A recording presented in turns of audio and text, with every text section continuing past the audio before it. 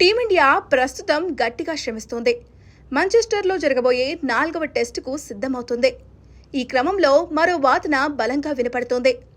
అదే కుల్దీప్ ప్రస్తావన. మొదటి 3 టెస్టుల్లో అతడికి చోటు లభిస్తుందని ఆశించినా చివరకు బెంచ్కు పరిమితమయ్యాడు.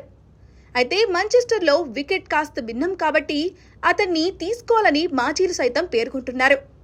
దీనిపై భారత మాజీ wicket keeper batter Farooq engineer మాట్లాడుతూ, నేను చాలా సంవత్సరాలుగా మాంచెస్టర్లో ఉంటున్నాను. ఇక్కడి పరిస్థితులు నాకు బాగా తెలుసు. అందువల్ల టీమిండియా ఈ టెస్టుకు నితీష్ పక్కన పెట్టి అతడి స్థానంలో కుల్దీప్ని తీసుకోవాలని సూచించాడు. ఇక అతడితో పాటు ఇంగ్లాండ్ మాజీ కెప్టెన్ అలన్ లాంబ్ ఇదే అభిప్రాయాన్ని వ్యక్తం చేశాడు. ఇక్కడి పిచ్ను పరిశీలిస్తే టీమిండియా ఒక స్పెషలిస్ట్ స్పిన్నర్ని తీసుకోవాలని పేర్కొన్నాడు. ముఖ్యంగా సుందర్, కుల్దీప్ను ఆడించాలి. గత 2 మ్యాచ్లలో జడేజా, సుందర్లను ఆడించారు. వాళ్ళిద్దరూ బ్యాటింగ్పై ఎక్కువగా ఫోకస్ పెడుతున్నారు. అందుకే కుల్దీప్ని తీసుకుంటే భారత్కు బాగా ఉపయోగపడుతుందని పేర్కొన్నాడు.